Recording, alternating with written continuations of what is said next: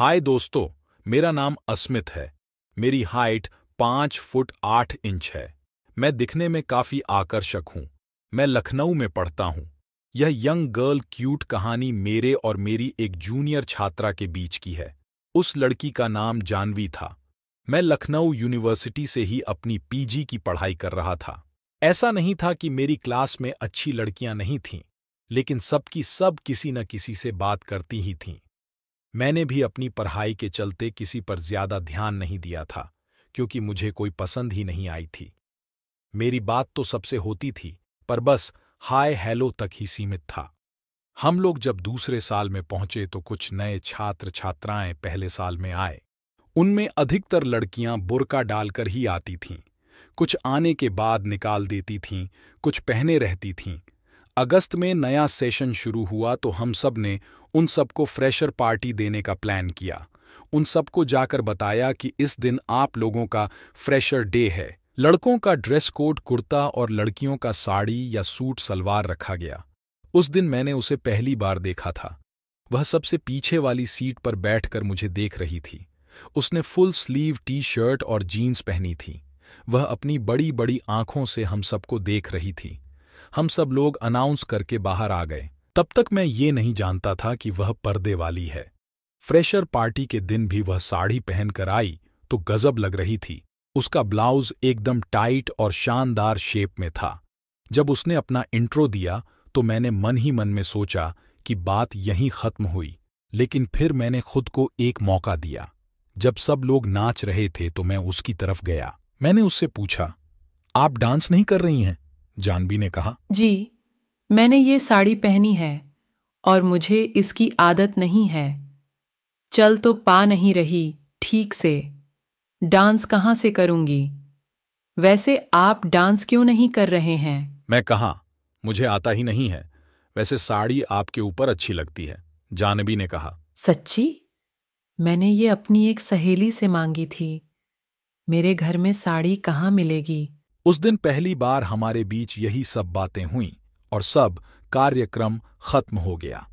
अगले दिन जब वह क्लास में आई तो उसने मुझे देखकर एक स्माइल पास की। मैंने भी स्माइल कर दिया। धीरे धीरे हमारे बीच बात बढ़ती गई और हमने एक दूसरे के नंबर ले लिए। फोन पर बात और चैट शुरू हो गई। दोस्तों, अगर किसी लड़की को वो सबके लिए राजी करना है तो उससे रात में चैट करना ज्यादा मुफीद होता है, क्योंकि रात में गंदी बात करने का बड़ा अच्छा असर पड़ता है। खैर, बात गंदी चैट तक पहुंच गई थी। पहले तो उसे गंदी बात बोलने में शर्म आती थी, लेकिन धीरे धीरे वह एक्सपर्ट हो गई। ये जानकर मुझे थोड़ी हैरानी और खुशी भी हुई कि लखनऊ में होकर भी लड़की वर्जिन है।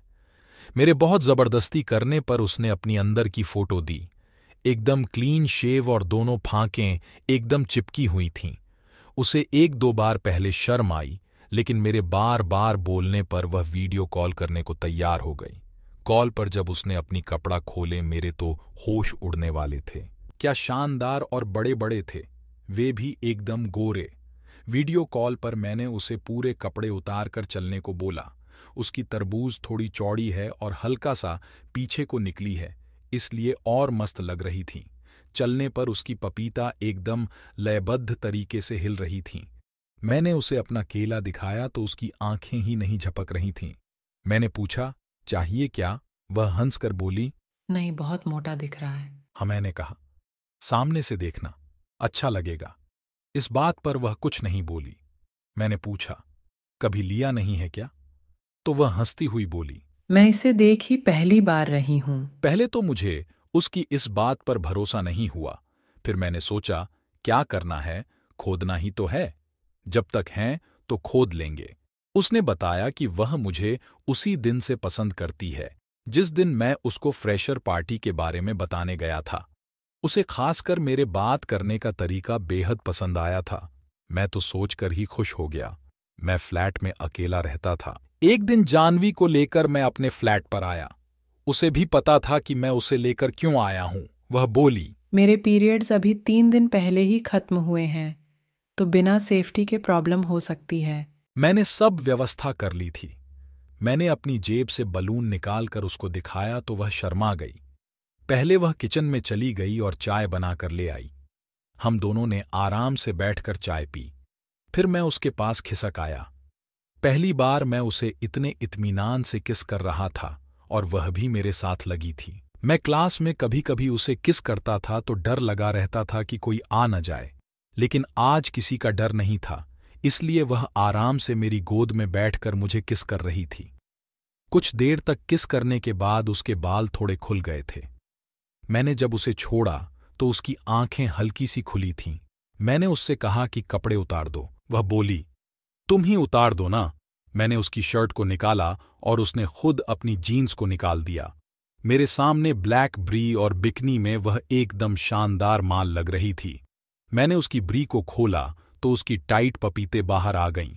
उसकी एक पपीते के निप्पल को मैंने मुंह में लिया तो उसकी आह भरी सिसकारी निकल गई। उस दिन मुझे समझ आया कि निप्पल के ठीक नीचे किस करने या हल्का सा काटने से लड़की एकदम पागल हो जाती है। उसके बाद तो जानवी की गर्दन से लेकर पेट तक कोई ऐसा हिस्सा नहीं था जिस पर मैंने किस ना किया हो। वह सच में इतनी ज्यादा गोरी थी कि जहां हल्का सा भी दांत लगा था वह हिस्सा लाल हो गया था। मैंने ब्री को देखा तो उस पर 34C लिखा था। उसके पपीता थोड़े ज्यादा ही टाइट थे। मैंने दबाया तो बोली, जोर से मत दबाना, दर्द करता है। फिर उसे किस करते करते मेरा एक हाथ उसकी गुफा पर पहुंच गया। जैसे ही मैंने उसकी गुफा के दाने पर उंगली लगाई तो वह चिहुक उठी। मैंने कहा, क्या हुआ? वह बोली, कुछ हुआ नहीं, बस अजीब लगा। मैंने उसकी बिकनी निकाल दी और खुद के भी सारे कपड़े निकाल दिए। उसको चित्त लिटाकर मैं उसकी गुफा पर किस करने लगा। उसके सारे रोएं एकदम खड़े हो गए थे।